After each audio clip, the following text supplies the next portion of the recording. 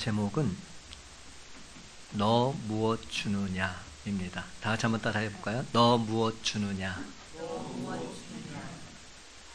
여러분, 연예계에서 대표적인 인고 부부라고 하면은 어떤 부부가 있죠?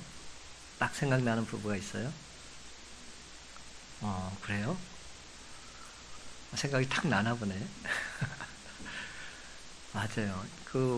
저도 딱 인고 부부 하니까 최수종 하이라 부부가 생각이 나더라고요. 얼마 전에 동상이몽이라는 프로그램에 최수종 씨가 결혼 20주년으로 하이라 씨와 함께 여행을 가서 여행 간 현지에서 반지를 주는 그런 이벤트를 했어요. 반지를 선물하면서 사랑을 나누는 장면을 보면서 야, 이 부부는 참으로 아름답구나. 참 이 부부는 행복하구나. 느낄 수 있었어요. 근데 그 부부 사이에 자녀됐던 그 반지에 쓰여있던 글귀를 아십니까? 무슨 글귀가 써있는지 아세요? 이 또한 지나가리라. 이 또한 지나가리라. 의미가 있어요. 구약 성경에 나오는 인물들에 대해서 전해 내려오는 이야기들을 담은 유대인의 성경 주석 미드라시에 나오는 이야기입니다.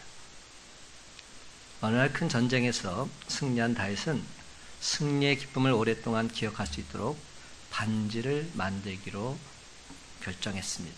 그래서 보색 세공인을 불러들인 다윗은 다음과 같은 명령을 내렸지요.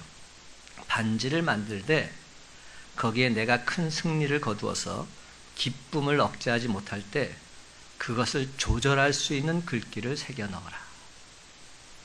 너무 기뻐가지고 그것이 조절하지 못하면 안 되니까 그 글귀를 꼭 새겨 넣어야 된다. 반대로 내가 너무 슬픔과 절망 가운데 빠져 있을 때 그 글귀를 보고서 힘과 용기를 낼 수 있는 글귀를 적어야 한다. 보석세공인은 왕의 명령대로 매우 아름다운 반지를 만들었지요. 그런데 반지에 넣을 적당한 글귀가 생각나지 않았던 겁니다. 여러 날 고민하다가 지혜의 왕자 솔로몬을 찾아갔습니다. 보석세공업자의 설명을 다 들은 후에 솔로몬은 그에게 이렇게 말해 주었답니다. 반지에 이렇게 적으십시오. 이 또한 지나가리라. 영어로 이렇게 표현되어 있어요. This too shall pass away. 이 또한 지나가게 될 것이다. 탈무드보다 더 오래된 미드라시에 나오는 이 이야기를 근거로 렌터 윌슨 스미스는 다음과 같은 글을 남겼습니다. 제가 주보에도 실었는데요. 이런 글귀를 남겼어요.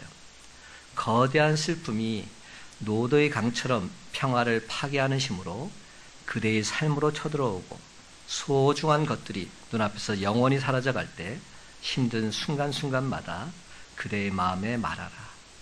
이 또한 지나가리라. 끊임없는 근심이 즐거운 노래를 들리지 않게 하고 피곤에 지쳐서 기도조차 할 수 없을 때 이 진실의 말이 당신의 마음에 슬픔을 줄여주고 힘든 나날의 무거운 짐들의 무게를 가볍게 하도록 하라. 이 또한 지나가리라. 행운이 그대에게 미소 짓고 근심 걱정 없는 나날이 환희와 기쁨으로 다가올 때 그대가 세속적인 보물들에만 안주하지 않도록 이 진실의 말을 그대 마음에 깊이 새겨라. 이 또한 지나가리라. 정직한 노동이 그대에게 명성과 영광을 가져오고 세상의 모든 숭고한 이들이 그대에게 미소 지을 때 삶의 가장 길고 장대한 이야기도 이 세상사에서는 짧은 한순간에 불과하다는 것을 기억하라. 이 또한 지나가리라. 이 또한 지나가리라. 여러분, 오늘은 종려주일이자 고난주간이 시작되는 날입니다. 예루살렘을 향해서 입성하신 날을 기념하는 날이 바로 종려주일이요. 종려주일부터 시작해서 한 주간은 우리가 고난주간으로 지키지요. 사순절 기간의 절정이라 말할 수 있습니다. 그런데 여러분, 오늘 하루가 어떻게 느껴집니까? 기쁨과 슬픔이 교차하는 날. 그렇게 느껴지지 않으세요? 주님 오셨을 때 예루살렘 성에 입성하실 때 호산나 찬송하면서 기뻐했던 그들, 근데 순식간에 고난의 한 주간을 보내게 되지요. 기쁨과 슬픔이 교차하는 이날에 이 또한 지나가리라. 이 말이 저에게 강하게 다가오는 이유는 무엇일까요? 사랑하는 성도 여러분, 이번 고난 주간에 이 또한 지나가리라. 경건한 마음으로 주님이 주신 십자가의 길, 순교자의 삶을 동참하면서 부활의 영광에 기쁘게 다다르는 저와 여러분의 삶이 다 되시기를 주님의 이름으로 간절히 축원합니다. 그렇다면 오늘 이 시간 말씀을 전하기 전에 몇 가지 용어에 대해서 그 뜻을 살펴보기를 원합니다. 오늘 무슨 주일이라고요? 종려주일. 영어로 말하면 Palm Sunday 이렇게 돼 있어요. 팜이 뭐죠? P-A-R-L-M. 팜. 네? 팜은 손바닥입니다. 팜. 손바닥. P-A-L-M. 손바닥. 여러분들 종려나무가 어느 나무를 말하는지 아세요? 성경에서 종려나무 가지를 흔들었다고 하는데 그것이 우리가 알고 있는 나무가 있어요. 야자수예요. 야자수. 야자수가 종려나무입니다. 우리가 잘 알잖아요. 야자열매. 야자수가 종려나무인데 그 야자수가 그 잎사귀가 어떻게 생겼느냐? 손바닥처럼 생겼다는 거예요. 여러분 생각하세요. 야자열매에 그 있는 잎사귀가 손바닥 모양이잖아요. 그래서 팜트리가 된 겁니다. 이 종려나무 가지를 길에 펴고 예수님께서 나귀 타고 올라오실 때 호산나 찬송했던 날, 그날이 종려주일인 겁니다. 근데 여러분 호산나 찬송했다고 했죠? 호산나는 히브리어로 후시안나에서 나온 말인데요. 이 말은 무슨 뜻이 있을까요? 호산나. 호산나가 무슨 뜻이죠? 호산나, 호산나. 이제 구원하소서. 이제 구원하소서. 주님, 우리를 구원해 주세요. 호산나, 호산나. 우리를 구원해 주세요. 이것이 바로 호산나의 겁니다. 지금 유다 백성들이 예수님께서 예루살렘 성에 들어오실 때 호산나, 호산나 외치면서 우리를 구원해 달라고 외쳤던 날이 바로 종려주일입니다. 이 말의 기원은 시편 118편 25절에서 찾아볼 수 있어요. 118편 25절은 이렇게 기록됩니다. 여호와여 구하옵나니 이제 구원하소서. 이게 바로 호산나입니다. 여호와여 구하옵나니 호산나, 호시안나, 나를 구원해 주옵소서. 이렇게 외치고 있는 거죠. 그리고 6월절의 기원도 우리가 좀 살펴보길 원해요. 이스라엘 백성들이 애굽에서 노예로 살 때 출애굽을 갈망했지요. 하나님께서는 위대한 지도자 모세를 통해서 이스라엘을 해방시키려고 하셨는데 애굽 왕 바로의 반대가 있었습니다. 그래서 하나님께서 10가지 재앙을 내렸어요. 개구리, 이, 파리, 악질, 독종, 우박, 메뚜기, 흑암, 장자 죽음. 저는 이걸 어떻게 외운지 아세요? 첫 글자만 갖고 외워요. 피게이파, 악도구, 매흑장. 피게이파, 악도구, 매흑장. 그래서 제가 항상 이렇게 첫 글자로 외우다 버리다 보니까 머리가 나쁜데도 암송이 되더라고요. 이 10가지 재앙을 했는데 10가지 재앙의 제일 마지막 재앙이 뭐죠? 장자가 죽는 재앙이잖아요. 그때 6월절이 유래가 된 겁니다. 근데 장자가 죽는 재앙이 내려지기 전에 이스라엘 백성들에게는 어떻게 했어요? 양의 피를 문설주에 바르기만 하면 넘어갈 것이다. 장자가 죽지 않을 것이다. 이렇게 말씀하셨죠. 그래서 6월절이 뭐냐? 영어로 패스오버, 패스오버, 건너뛴다는 거예요. 6월의 그 한자는 넘을 유, 넘을 월, 넘는다는 거예요. 6월절. 그러니까 6월절은 하나님의 자녀들은 죽음을 면하고 생명을 얻게 되는 기쁨의 날이죠. 그날이 6월절입니다. 여러분들 큰빛 강성교회 교인이 되면 교패를 붙여요. 여러분 아직도 교패를 안 붙인 분이 혹시 있을 수 있는데 오늘 말씀 듣고 꼭 교패를 붙었으면 좋겠습니다. 교패를 붙이는 것이 바로 유월절에서 유래가 된 거예요. 여러분 교패를 붙인다는 의미가 뭔지 아세요? 이 집은 예수 믿는 사람의 집입니다. 이 집은 예수님의 십자가 피로 구원받은 집입니다. 그런 표식이에요. 이 집은 큰빛 강성교회 출석하는 성도가 사는 집입니다. 교회는 유월절에 이스라엘 백성들이 자기 집 문설주에 피를 발랐던 것처럼 그렇게 생각하면서 교패를 붙이기 시작했던 겁니다. 그러니까 이 집은 사탄 마귀가 틈탈 수 없습니다. 이런 확신을 가지고 교패를 붙였던 것이죠. 이제 오늘 본문의 말씀으로 들어갑니다.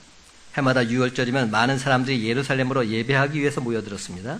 예수님 그때 스가랴 9장 9절에 예언된 대로 나귀를 타시고 예루살렘을 향해서 들어가시지요.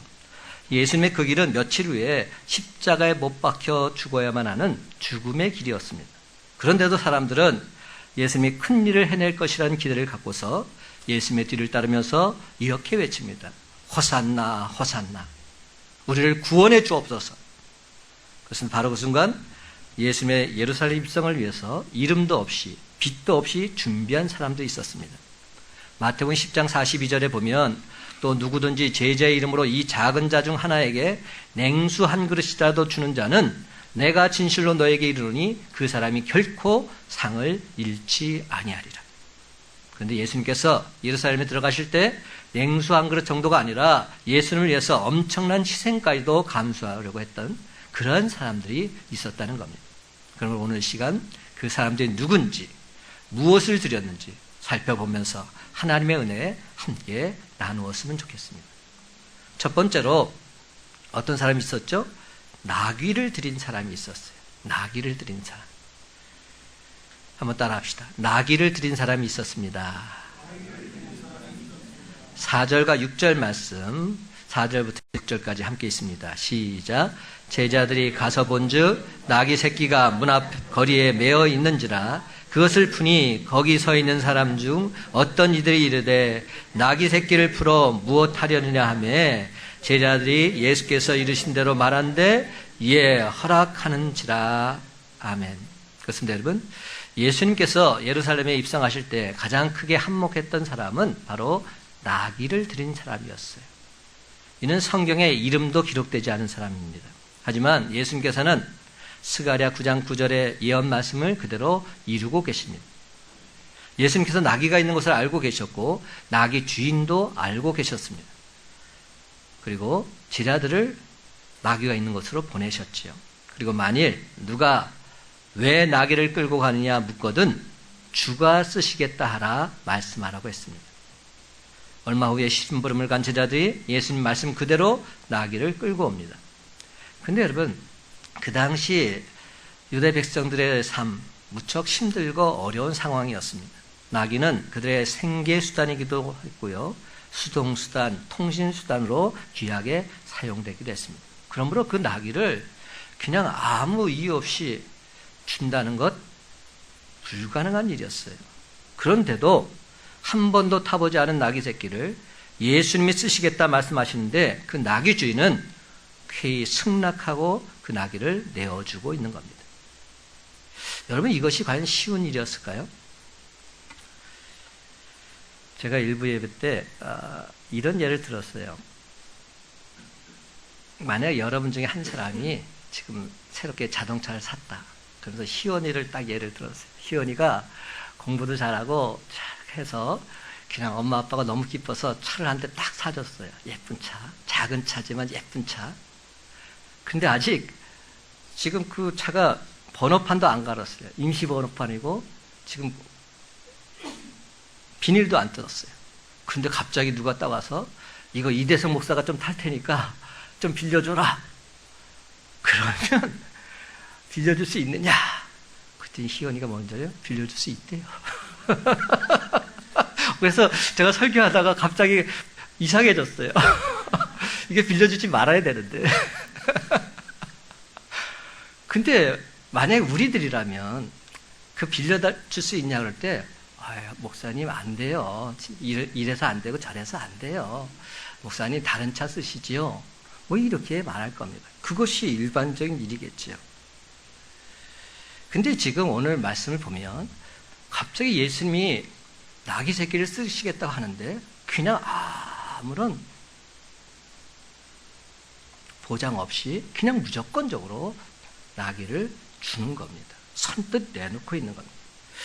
이것은 참으로 귀한 일인 겁니다. 주님이 쓰시고자 하실 때 줄 수 있다는 것, 이것보다 더 귀한 삶은 없는 것이죠. 우리는 곧잘 이런 찬송을 부릅니다. 찬송가 50장, 내게 있는 모든 것을 아낌없이 드리네. 사랑하고 의지하며 주만 따라 살리라. 주께 드리네, 주께 드리네. 사랑하는 구주 앞에 모두 드리네. 찬송가 213장, 나의 생명 드리니, 나의 보화 드리니, 나의 시간 드리니 주여 받아주셔서 평생토록 주위에 봉사하게 하옵소서. 근데 여러분, 우리의 삶은 우리 입술의 고백과는 너무나 다를 때가 많다는 거죠. 주님께 드리고 싶어요. 그런데 없는 걸 어떻게 합니까? 주님께 드리고 싶어도 부족한 걸 어떡합니까? 마음은 원인데 모든 상황은 감당할 수 없는 그러한 일들이 계속 벌어질 때 우리는 말과 행동이 달라질 수밖에 없는 것이죠. 모든 일에 하나님의 영광을 위해서 살고 싶고 빛이 되고 소금이 되기를 원하지만 골치 아프고 손해 난 일이 있을 때 우리는 슬그머니 빠지려고 합니다. 집어치우려고 하지요. 내가 주님의 도구로 사용되기를 원합니다. 나를 당신의 도구로 써주옵소서. 이렇게 입술로는 고백하지만 여러분, 이는 모든 조건이 좋을 때만이라는 단서가 달려있는 겁니다. 모든 조건이 좋을 때 주여 나를 당신의 도구로 써주옵소서. 근데 지금은 아닙니다. 사랑하는 성도 여러분, 우리는 모두 나귀 같은 것을 소유하고 있습니다. 하나님이 원하실 때, 주님이 원하실 때 내어놓을 수도 있고 내어놓지 않을 수도 있는 그러한 나귀 같은 것 우리들에게 다 있습니다. 어떤 사람은 그 나귀가 그의 전부일 수도 있습니다.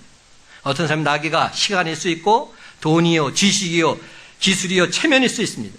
자존심일 수도 있습니다. 그런데 우리 주님께서 쓰자고 말씀하실 때 아무런 조건 없이 아멘으로 화답하는 사람 과연 몇이나 될까요? 그렇다면 여러분이 가진 낙이 과연 무엇입니까? 그런데 예수님께서 쓰시고자 말씀하실 때 여러분은 과연 그것을 기꺼이 내어놓을 수 있으십니까? 사랑하는 성도 여러분, 오늘 이 시간 한번 조용히 돌이켜 생각해 보시기 바랍니다. 예수님께서 우리를 원하실 때, 우리를 쓰시려고 하실 때, 우리의 것을 요구하실 때 얼마나 그때 그 순간 아멘으로 화답하며 살았는지. 예수님께서 원하셨던 나귀는 짐을 실어 봤으면 봤지 사람을 태우는 일에 익숙한 나귀는 아니었지요. 경험이 많은 나귀도 아니었습니다. 그 나귀는 아직 아무것도 해보지 않은, 아무도 타보지 않은, 아무런 경험도 없는 그러한 나귀 새끼였습니다. 그러므로 사랑하는 성도 여러분, 주님께서 쓰시겠다 말씀하실 때 나귀 주인처럼 아멘으로 화답하며 여러분의 나귀 기꺼이 내어놓을 수 있는 저와 여러분이 다 되시기를 주님의 이름으로 간절히 축원합니다. 두 번째로 오늘 말씀을 보면 겉옷을 드린 사람들이 있었어요. 한번 따라해 볼까요? 겉옷을 드린 사람들이 있었습니다. 7절과 8절 말씀도 함께 읽어보십시다. 7절, 8절 시작.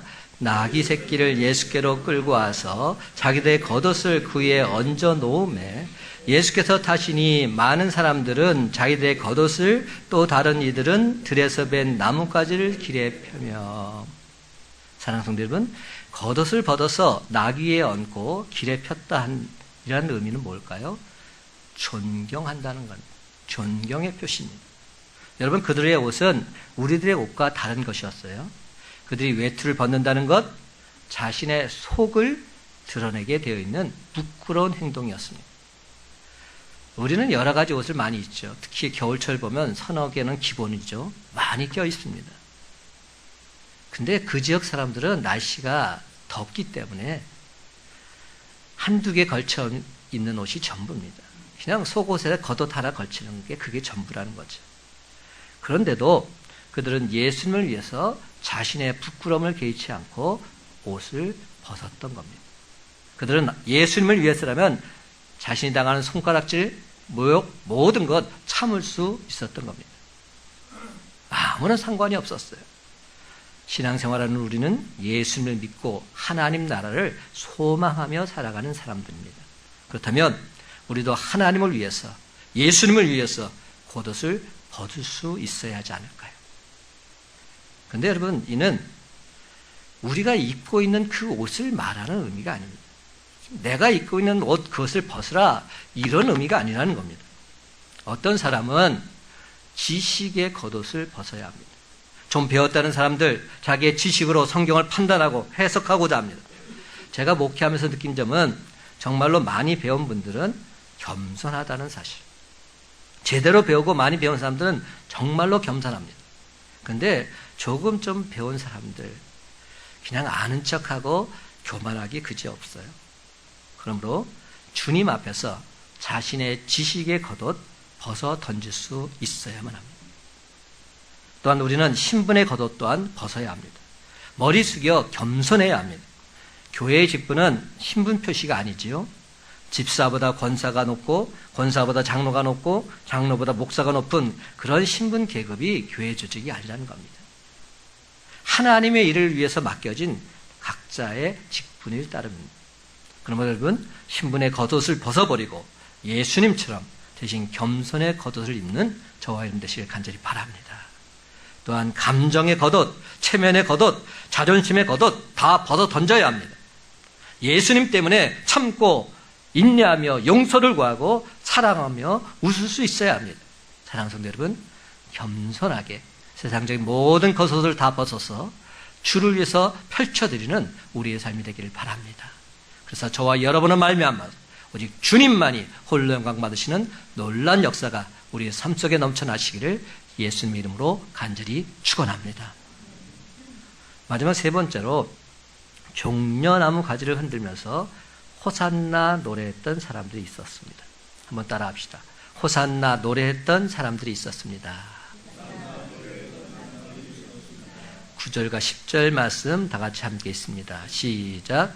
앞에서 가고 뒤에서 따르는 자들이 소리 지르되 호산나 찬송하리로다. 주의 이름으로 오시는 이여 찬송하리로다. 오는 우리 조상 다윗의 나라여 가장 높은 곳에서 호산나 하더라. 아멘. 그렇습니다, 여러분. 나귀를 드린 사람, 겉옷을 벗은 사람들, 그리고 종려나무 가지를 흔들면서 호산나를 외쳤던 사람들이 있었습니다. 종려나무 가지를 흔들면서 입으로는 호산나를 외쳤던 군중들, 직접 또는 간접적으로 예수님을 다 만나보았던 사람들입니다. 그들은 예수님이 물로 포도주를 만드셨던 이적, 오병이에 의해 기적도 보았습니다. 문둥병자, 중풍자 고치신 것도 보았습니다. 귀신을 내어 쫓으신 것도 다 목도했습니다. 그래서 수많은 군중들은 예수님을 로마의 정치적 지배에서 해방시켜줄 메시아로 여겼던 겁니다. 높은 세금의 경제적 압박에서 해방시켜줄 지도자로 기도하면서 호산나를 외쳤던 것이죠.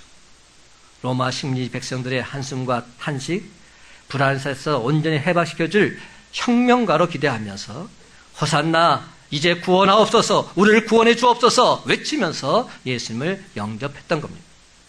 그런데 어떤 일이 벌어졌습니까? 그 예수님께서 그만 잡히시고 십자가에 달려 죽으시게 됩니다. 예수님께서 예루살렘에 들어가신 후에 대제사장 가야바의 집 감방에 갇히게 되었고 사람들은 그 순간 이내 곧 실망하며 얼굴을 돌립니다. 그러자 예수님이 예루살렘에 입성하실 때 종려나무 가지를 흔들고 환호하던 수많은 군중들, 이제는 예수님을 십자가에 못 박는 자들이 되고 만 것이죠. 호산나 외쳤던 그들이 예수를 십자가에 못 박으라 외쳤던 그러한 장본인들이 되고 말았던 겁니다. 저는 이 장면을 보면서 이 모습이 우리의 모습일 수도 있겠구나 생각이 듭니다. 주님을 향해서 호산나 호산나 외쳤던 우리들, 근데 막상 우리의 삶은 전혀 변화가 없고 예수님께서는 지금 십자가에 달려 죽으시는 모습을 바라볼 때 우리는 그 예수님을 향해서 예수를 십자가에 못 박으러 부르짖었던 그 유대 백성들의 모습, 그 모습이 내 모습일 수 있다는 겁니다. 근데 참으로 안타까운 사실은 유대 백성들만 예수를 십자가라 못 박으라 외쳤던 것이 아니에요. 예수님과 3년 반 동안 동고동락했던 제자들 그 자리에 아무도 없었어요. 다 도망가고 말았어요. 예수님께서 가장 사랑하신 요한 정도만 그 자리에 함께 있었지요. 있어야 될 사람들이 예수님의 십자가 고난에 없었던 겁니다. 그 자리에 함께하지 못했던 겁니다. 동역자란 뭘까요? 공동체란 무엇일까요? 함께하는 겁니다. 함께할 때 하나님의 영광은 나타나게 되어 있습니다. 정말로 중요한 사실은 입으로만 떠드는 군중 속의 한 사람이 되어서는 안 된다는 사실. 개인적으로 인격적인 주님을 만나야 됩니다. 인격적인 주님과 동행하는 삶을 살아야 됩니다. 그것이 진정한 그리스도인이요, 그것이 진정한 예수 믿는 사람들의 모습인 것이죠. 저와 여러분이 바로 이번 고난주간에 인격적인 주님을 만나는 주님의 자녀들이 되시기를 간절히 소망합니다. 주님을 만나십시다. 입술로만 말하지 마시고 주님을 인격적으로 만나십시다. 체험하십시다. 여러분, 믿음의 길은 기쁨과 환희만 넘치는 길은 아니지요. 외롭고 힘든 길일 수도 있습니다. 왜냐하면 주님께서 가신 그 길, 십자가의 길이기 때문에, 고통, 고난의 길이기 때문에 결단코 즐겁고 좋은 길만은 아닌 겁니다. 그렇다고 해서 그 길이 낭패의 길이요 실망의 길은 더더욱 아닙니다. 가지 못할 길은 더더욱 아닙니다. 하나님이 함께 하시기에 당당히 걸어갈 수 있는 그러한 복된 길인 것이죠. 그 길은 진정 행복한 길이요, 그 길은 진정 승리의 길입니다. 사랑하는 성도 여러분, 오늘 시간 하나님께서는 우리들에게 특별한 것을 요구하지 않으십니다. 우리가 하나님을 믿고 그 말씀에 순종하며 살기를 원하고 계십니다. 근데 사람들은 나는 못합니다. 나는 가진 것이 없습니다. 나는 할 줄 아는 것이 1도 없습니다. 이렇게 말하죠. 전혀 경험이 없습니다. 다른 사람을 써 주옵소서, 이렇게 변명합니다. 하나님께서는 이스라엘 백성들을 애굽에서 탈출시키려 하실 때 모세를 들어 사용하셨어요. 근데 여러분, 모세를 들어 사용하실 때 모세의 모습이 어땠는지 알아요? 그는 이미 왕자도 아니었고요, 말도 어눌했고요, 그 무엇 하나도 제대로 할 줄 아는 사람이 아니었어요. 세상 말로 보자면 별 볼일 없는 사람이었어요. 그런데 그를 들어서 하나님께서 이스라엘 백성들을 이끄는 지도자로 삼고 계십니다. 하나님 모세에게 바로의 궁정에 가서 이스라엘 백성들을 해방시킬 것과 그 백성들을 데리고 시내 광야를 거쳐서 적과 꿀이 가나안 땅으로 인도해 가라고 명령하십니다. 그런데 여러분, 하나님 바로 왕 앞에 가야 되는 모세에게 군사를 주신 것이 아닙니다. 뭐 칼을 준다든지 물질을 준다든지 뭐 어떤 권세를 준다든지 그런 거 아니었어요. 무서워 벌벌 떠는 모세가 나는 못할 수 없습니다. 나는 입이 뻣뻣합니다. 나는 못 갑니다. 능력이 없습니다. 이렇게 말할 때 모세에게 하나님께서는 이 말씀 한마디 하셨어요. 그렇죠? 내가 지금 들고 있는 것이 무엇이냐? 지팡이다. 그러면서 그 지팡이를 하나님께서 잡으라 했을 때 그 지팡이를 내어 던지라 했을 때 그 지팡이가 떨어지자마자 그 지팡이가 뭘로 변했죠? 뱀으로 변합니다. 그리고 그 뱀을 다시 잡으라 하니까 다시금 지팡이가 되었어요. 그때 하나님께서 하신 말씀이 있어요. 내가 지금 지팡이를 통해서 너와 함께 하고 있음을 보여주고 있답니다. 내가 너와 함께 하겠다. 내가 어디로 가든지 너와 함께 하겠다. 이 사실을 분명하게 모세에게 보여준 겁니다. 하나님이 함께 하신다. 하나님이 나와 함께 하신다. 이것보다 더 귀한 메시지는 없는 거죠. 모세는 하나님이 나와 함께 하심을 믿고서 당당하게 하나님께서 맡기는 사명 기쁘고 즐겁게 감당해 나갈 수 있었던 겁니다. 사랑하는 성도 여러분, 저는 오늘도 말씀을 선포한 후에 여러분들 이제 집에 가실 거예요. 근데 집에 갔는데도 아무것도 변함이 없을 수 있어요. 그냥 있는 그대로 어려운 환경 그대로 있고요. 힘든 환경 그대로 있을 수 있어요. 여러분의 모습이 하나도 달라지는 것이 없는 것처럼 보일 수도 있습니다. 그런데 여러분 중요한 게 뭔지 아세요? 하나님이 나와 함께 하십니다. 이 확신을 갖게 되면 그 어떤 상황 속에 있다 할지라도 하나님의 행하심을 목도하게 될 줄로 믿습니다. 하나님이 나와 함께 하신다는 이 확신만 있다면 지금 당장 내가 사망의 음침한 골짜기에 빠진다 할지라도 그 사망조차도 역사하시는 하나님께서 내 삶을 인도하시고 승리하는 삶으로 역사해 주실 줄로 믿습니다. 그리고 오늘 이 시간 하나님이 나와 함께 하십니다. 이 확신을 갖는 것, 이것이 중요합니다.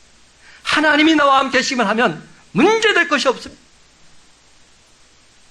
모든 것을 아시는 하나님께서 지금까지 인도하셨고 앞으로의 삶도 인도할 주실 것이기 때문에 그렇습니다. 주님이 우리에게 원하시는 것은 나귀와 같은 것, 겉옷과 같은 것입니다. 예수님이 십자가에 달리셨을 때 옷은 벗겨주셨고 대신 가시관을 쓰셨지요. 우리에게 천국을 허락하시려고 모진 십자가 고난 다 받으신 겁니다. 그렇지만 그 어떠한 상황 속에 있다 할지라도 주님이 나와 함께 하신다는 이 사실만 믿는다면 우리는 하나님의 백성답게 당당하게 하나님 마음에 합한 삶을 살아가게 될 줄로 믿습니다. 사랑하는 성도 여러분, 지금 고난주간이 시작되는 종려주일에 우리 주님께서 저와 여러분에게 이렇게 묻고 계십니다. 나는 널 위해 너희들 위해서 몸버려 피 흘렸고 십자가 모진 고난을 다 당했으며 너희들이 영원히 살 길을 주었는데 너는 날 위해 과연 무엇을 주고 있느냐고. 너는 과연 날 위해 무엇을 주고 있느냐고. 찬송가 311장입니다. 내 너를 위하여 몸버려 피 흘려 내 죄를 속하여 살 길을 주었다. 널 위해 몸을 주건만 너 무엇 주느냐. 널 위해 몸을 주건만 너 무엇 주느냐. 이제 말씀을 맺습니다. 사랑하는 성도 여러분, 이번 한 주간 동안 주님의 이 음성을 마음속에 깊이 새기시고 주님의 십자가 고난에 기꺼이 동참하심으로 부활의 영광을 똑똑히 목도하며 살아가는 저와 여러분의 복된 삶이 다 되시기를 예수님의 이름으로 간절히 축원합니다.